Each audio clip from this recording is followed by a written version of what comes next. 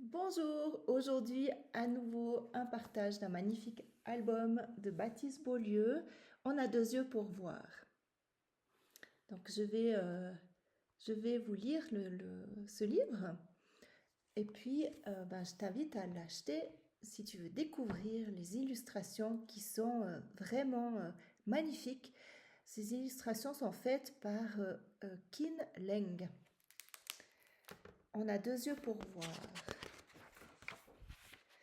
Une nuit, la fenêtre était restée ouverte au-dessus de mon lit.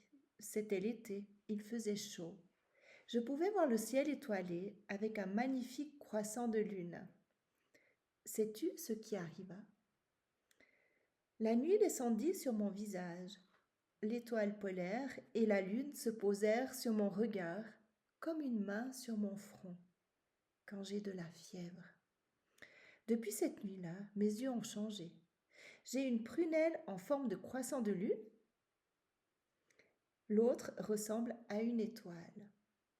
Au réveil, j'ai trouvé ça très beau, ces deux yeux différents. La lune, c'était comme un sourire. L'étoile, on aurait dit un oursin. Mes parents étaient inquiets.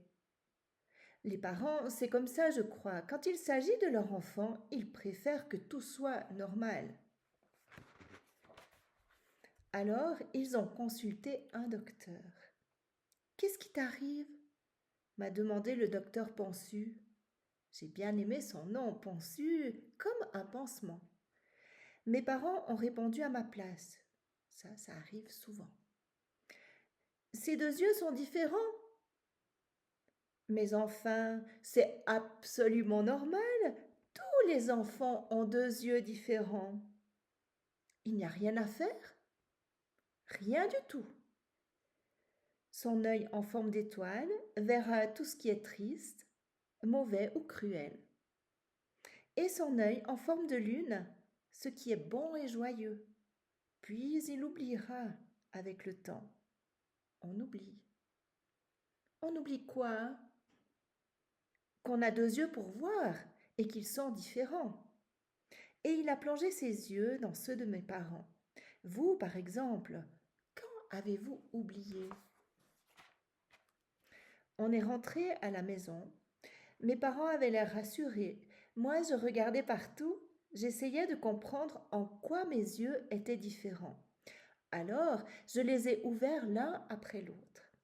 D'abord, j'ai ouvert mon œil lune. Et je n'ai vu que des belles choses. Tout me paraissait joyeux. Ça me faisait rire et sourire. Mais c'était comme si je ne voyais pas tout. Ensuite, j'ai ouvert mon œil étoile. J'ai vu la peine et les difficultés logées même dans les petits recoins. J'ai senti que ça me rendait triste de regarder seulement avec cet œil-là. Alors, j'ai décidé de tout regarder avec mes deux yeux, même s'ils pouvaient me faire rire et pleurer en même temps, pour tout voir en entier. L'autre soir, en rentrant à la maison, on a croisé ce monsieur qui vit dans la rue, assis sur le trottoir, dans son manteau troué. Il demandait une pièce aux passants. Avec mon œil étoile, j'ai vu que les gens passaient devant lui sans lui répondre, parfois même sans le regarder. Avec mon œil lune, j'ai vu qu'il serrait contre lui un petit chaton pour le protéger du froid. L'homme l'avait trouvé grelottant au fond d'une ruelle, il l'avait réchauffé, et maintenant c'était le chaton qui lui tenait chaud en ronronnant. Ils étaient bien tous les deux, ils étaient ensemble. D'ailleurs, il suffit d'être deux pour être ensemble. Ce jour-là, grâce à mes yeux magiques, j'ai vu la solitude et son contraire. J'ai compris que protéger quelqu'un de plus petit que soi, ça peut nous rendre heureux. Quelques semaines après, on est allé goûter chez mamie. Elle m'a montré comment faire sa tarte au citron. Ça sentait bon dans sa cuisine. Tout l'après-midi, on a joué à des jeux de société. Mamie n'a pas goûté la tarte et j'ai compris avec mon œil étoile qu'elle était malade qu'elle n'aurait bientôt plus la force de nous accueillir dans sa maison. Avec mon œil lune, j'ai vu combien elle était heureuse d'être avec nous et de profiter de chaque instant. Elle était fatiguée, mais je sentais qu'elle n'avait pas peur. Elle regardait le ventre de maman et maman la regardait. Du coup, mamie et maman pleuraient, riaient. C'était comme un mélange. D'ailleurs, on devrait inventer le verbe pleurer. Mamie, comment fais-tu pour ne pas avoir peur? Je vois la vie qui se construit devant moi. Je ne la vois pas qui s'en va. J'apprendrai un jour à ma petite sœur à faire ta tarte au citron. Tu vois, je ne pars pas, tu me continues. Le jour de mon anniversaire, on m'a offert ma première bicyclette.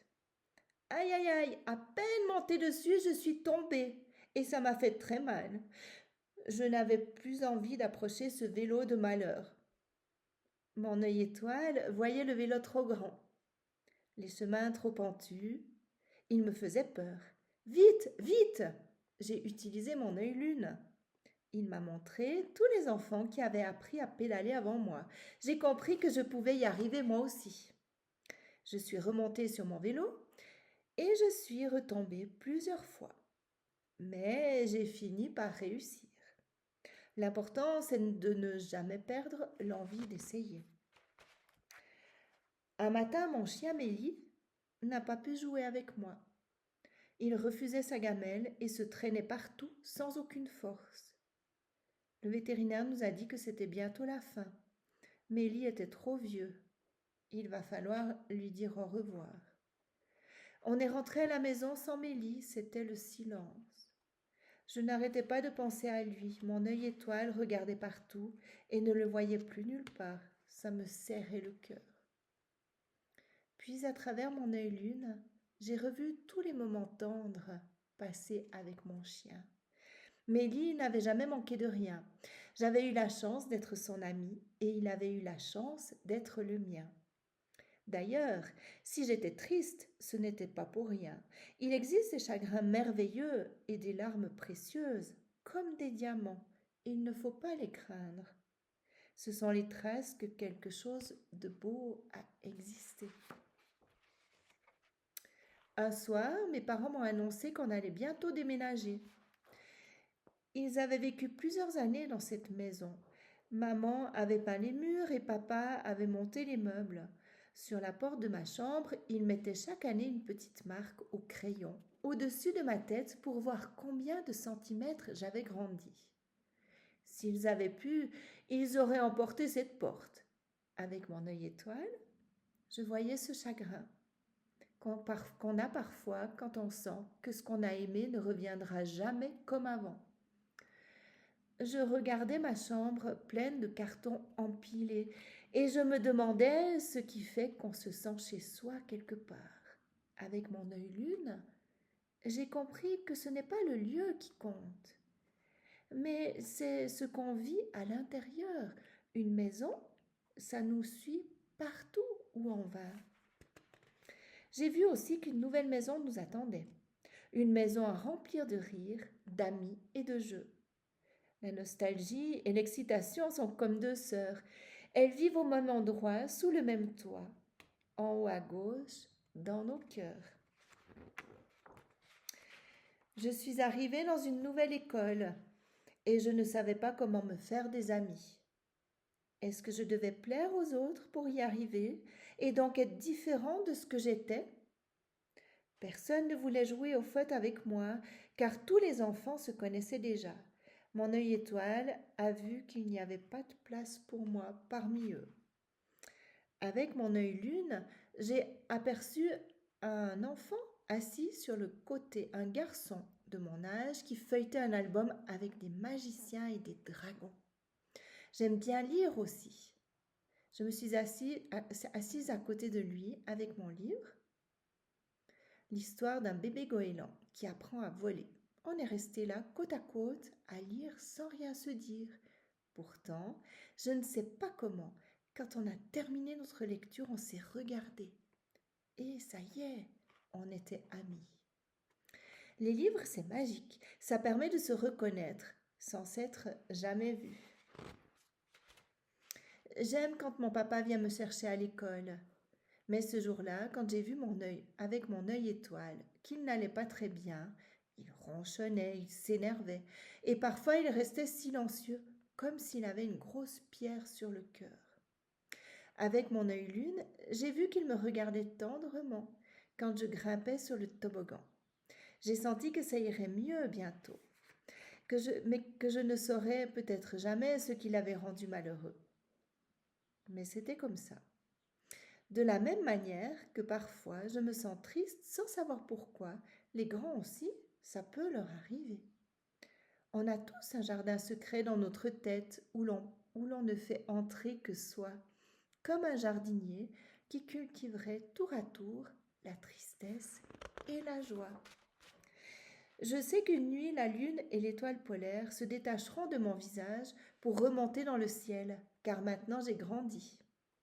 J'ai compris que tout n'est pas tout noir, ni tout blanc, qu'il y a du bon et du mauvais, partout, qu'accepter le bonheur comme le malheur, c'est se mettre d'accord avec la vie. J'aime prendre ma petite sœur sur mes genoux et lui parler, même si elle ne comprend peut-être pas tout. Je lui demande parfois à voix basse, au creux de l'oreille, « Et toi, raconte-moi, qu'est-ce qui t'a rendue triste et heureuse aujourd'hui? Qu'est-ce qui t'a fait rire et pleurer? N'oublie pas que tu as 2 yeux pour voir, pour tout regarder en entier. »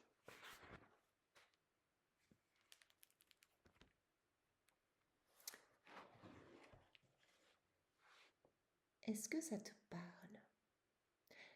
Moi, j'ai envie de te faire le lien entre ce que je peux observer déjà chez moi, parce que j'ai remarqué que de faire ce travail, d'observer un côté et un autre d'une situation, eh bien, ça me sauve la vie. Parce que si je reste focalisée que sur le côté négatif, eh bien, je vais me ratatiner. Et plus je me ratatine, moins je me sens bien. Si au contraire, je me redresse, je prends une respiration, et puis je prends le temps d'observer, ben oui, il y a ça et c'est compliqué. Et en même temps, il y a ça. Et en fait, dans cette situation, le fait d'avoir la globalité de la vision, ça me permet souvent d'aller un petit peu adoucir la difficulté que j'ai en premier ressentie. Parce que c'est toujours le négatif qu'on perçoit en premier. C'est rare qu'on perçoive le positif et qu'après on aille percevoir le négatif. En général, c'est vraiment le négatif qui vient nous sauter en pleine figure. Et puis si on reste croché au négatif, eh bien, on va se sentir pas très bien. Donc moi, j'aime pas le mot bien, j'aime mieux qu'on mette des mots. Donc c'est à toi de mettre un mot. Souvent, c'est soit la tristesse, soit la colère. Et puis, on peut aller affiner qu'est-ce qui te rend triste ou qu'est-ce qui te met en colère. Durant les séances que je vis dans mon bureau à Martigny, je pratique le coaching individuel, le coaching de couple, ainsi que la médiation séparation-divorce avec bienveillance. Tu me retrouves sous www.être-harmonie.ch ou bien sous écoute-médiation.ch. Eh bien, ce que je peux remarquer, comme par exemple la séance que j'ai eue hier, ou les séances que j'ai eues hier avec 2 personnes distinctes, c'était des séances individuelles, elles portaient des jugements assez durs envers elles-mêmes, ces 2 personnes. Donc la première disait, il faut que je me reconnecte à la séance de hier, je suis incapable, je manque de confiance en moi. Donc, il y avait vraiment une notion de je ne suis pas à la hauteur. Je suis clairement pas à la hauteur. Et donc, je demande, ok, donc tu n'es pas, ce que tu te dis, c'est que je suis incapable, c'est ça? Sous-entendu, je ne suis pas à la hauteur, je ne suis pas digne de confiance, ou voilà, des choses comme ça. Et puis, je demande, et quoi encore, et quoi encore, et quoi encore? Et puis, en fait, ensuite, je demande à la personne, ben tiens, comment te sens-tu lorsque tu crois à la pensée, je suis incapable? Alors, j'ai des listes de vocabulaire dans mon bureau que je donne, parce que souvent la personne me répond, ben je me sens pas bien ou je me sens mal, donc ça me satisfait pas. Donc, qu'est-ce que c'est? Est-ce que c'est triste ou est-ce que c'est en colère ou qu'est-ce que essaye de chercher des mots plus pointus. Et puis la première personne me dit, eh bien, je suis en colère. Ok, tu es en colère. Alors en colère contre qui? Euh, D'ailleurs, même là, dans les deux séances, c'était intéressant parce que la première se sentait en colère contre l'extérieur et l'autre se sentait en colère contre l'incapacité d'être à la hauteur de ce qu'elle pensait devoir être à la hauteur. Très bien. Et ensuite, je pose la question, ben tiens, dans quelle situation est-ce que tu te trouves à la hauteur? Et les deux personnes ont réussi à se reconnecter à des situations où elles se sentent vraiment très à la hauteur et où elles se sentent valorisées, euh, elles se valorisent elles-mêmes en fait. Là, elles se sentent capables, elles se sentent même très capables. Et c'est super intéressant parce que on peut voir que dans certaines situations, eh bien, je me sens très capable. Et comment est-ce que je me sens quand je me sens très capable? Ben, je me sens joyeuse, je me sens en paix. Voilà, à toi aussi de trouver les mots qui te correspondent.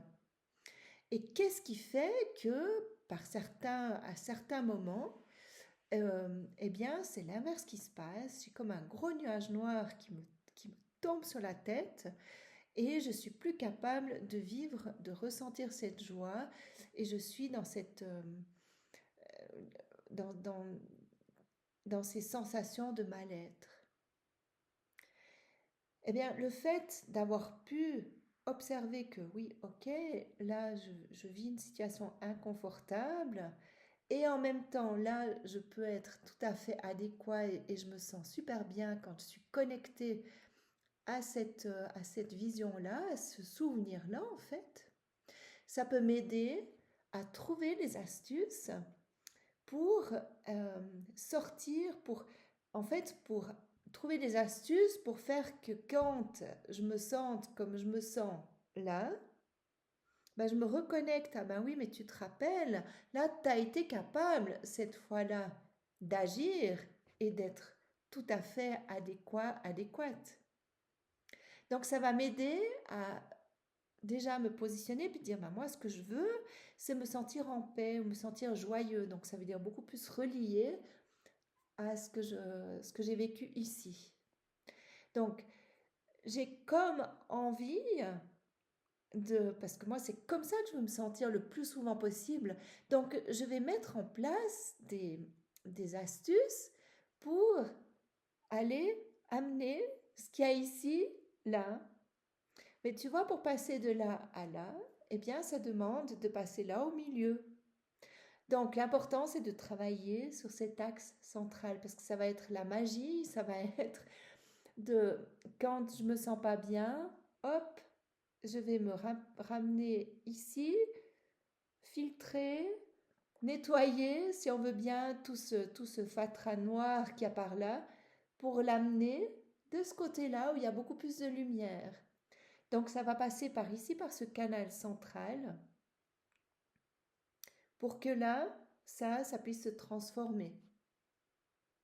Donc qu'est-ce qu'on fait au moment où on amène ce truc un peu noir, enfin je dis noir parce que c'est beaucoup plus chargé, lourd, pesant, désagréable, de beaucoup plus basse vibration, je vais l'amener là au milieu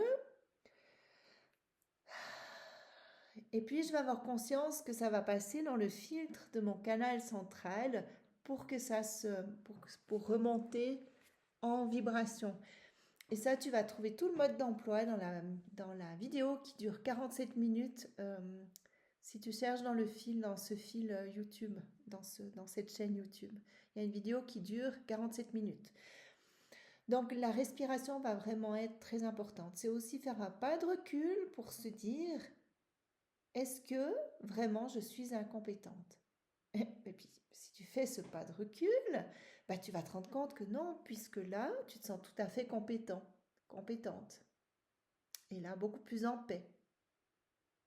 Donc ce pas de recul va être la première étape. Ensuite, la respiration.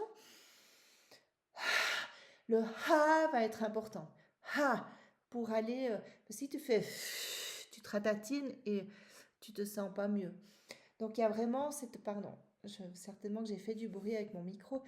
Le fait de te reconnecter à qui tu es pour te redresser et ressentir la compétence qui arrive, la paix qui arrive, la consistance qui arrive, tu vas voir, ça va te sauver la vie, ça va changer ta vie. Alors je dis toujours que ce que je dis, c'est juste quelque chose que j'ai vécu, c'est pas la vérité, c'est ma vérité parce que je l'ai vécu et je t'invite à essayer. Et ben, si tu as envie de me rencontrer, je te dis à bientôt. Et en tout cas, je te souhaite tout le meilleur.